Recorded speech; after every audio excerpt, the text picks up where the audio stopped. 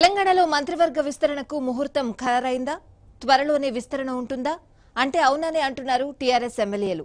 ఈ నెల 31న లేదా వచ్చే నెల 10 నుంచి ముహూర్తాలుండడంతో మంత్రివర్గ విస్తరణ ఉండొచ్చని సమాచారం.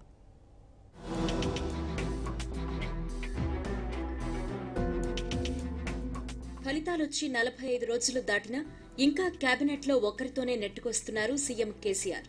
దీంతో మంత్రి పదవులు ఆశిస్తున్న ఎమ్మెల్యేలంతా విస్తరణ ఎప్పుడుంటుందా అని ఎదురుచూస్తున్నారు. ఇప్పటి వరకు విస్తరణపై అనేక ముహూర్తాలు తెరమీదకొచ్చినా ఒక్కటి నిజం కాలేదు.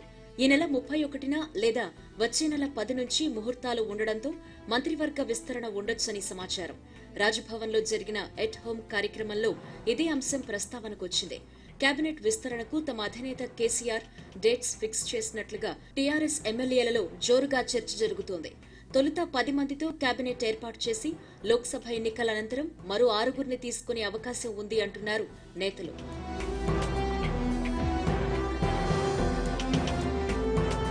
ఐదు రోజుల పాటు సహస్ర మహాచండీ యాగం ఫలప్రదంగా జరిగిందని ముఖ్యమంత్రి కేసీఆర్ అన్నారు. ఎట్ హోం ముగిసిన వెంటనే రాజ్భవన్లో గవర్నర్ నరసింహన్తో ఆయన గంటపాటు భేటీ అయ్యారు. చండీయాగం వివరాలను నివేదించారు. యాగం పూర్తయినందున ఇక మంత్రివర్గ విస్తరణపై దృష్టి సారించనున్నట్లు తెలిపారు. గవర్నర్ కోటాలో ఎమ్మెల్సీల నియామకం చేపట్టాల్సి ఉందని, ఖాళీలపై ఎన్నికల కమిషన్ నోటిఫికేషన్ ఇవ్వగానే పేర్లను ప్రతిపాదిస్తాము అని వాటికి ఆమోదముద్ర వేయాలని కోరినట్లు సమాచారం. ఈ నెల 30తో పంచాయతీ ఎన్నికలు ముగుస్తూ ఉండడంతో మళ్లీ మంత్రివర్గ విస్తరణపై చర్చ మొదలైంది. మార్చి మొదటి వారంలోగా లోక్సభ ఎన్నికల షెడ్యూల్ విడుదలయ్యే అవకాశం ఉంది.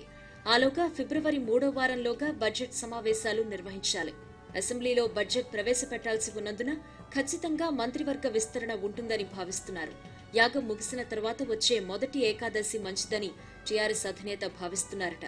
జనవరి 31 తిథిపరంగా పుష్యమాసం బహుళ ఏకాదశి గురువారం రోజు మంచి ముహూర్తమని, అదే రోజు మంత్రివర్గ విస్తరణ చేస్తారు అని అంటున్నారు. తెలంగాణ మంత్రివర్గ విస్తరణపై ఎంత సస్పెన్స్ కొనసాగుతోందో అంతే స్థాయిలో పూర్తిస్థాయి విస్తరణ ఉంటుందా, పాక్షికంగా ఉంటుందా అనే చర్చ కూడా జోరుగా సాగుతోంది.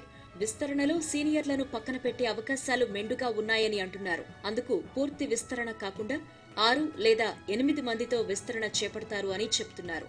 లోక్సభ ఎన్నికల తర్వాత మరోసారి పూర్తి స్థాయిలో విస్తరించే అవకాశాలు ఉన్నాయని అంటున్నారు. ప్రతిసారి సీనియర్లకు చేసిన వారికే మళ్లీ అవకాశం ఇవ్వడం కన్నా కొత్త వారి వైపే మొగ్గు చూపే అవకాశాలు ఉన్నాయని అభిప్రాయపడుతున్నారు. ఎప్పటికీ సీనియర్లకే అవకాశం ఇస్తే 2-3 సార్లు గెలిచిన వారికి అవకాశాలు ఎలా వస్తాయన్న ఆలోచనలో సీఎం కేసీఆర్ ఉన్నారు అని సన్నిహితులు అంటున్నారు.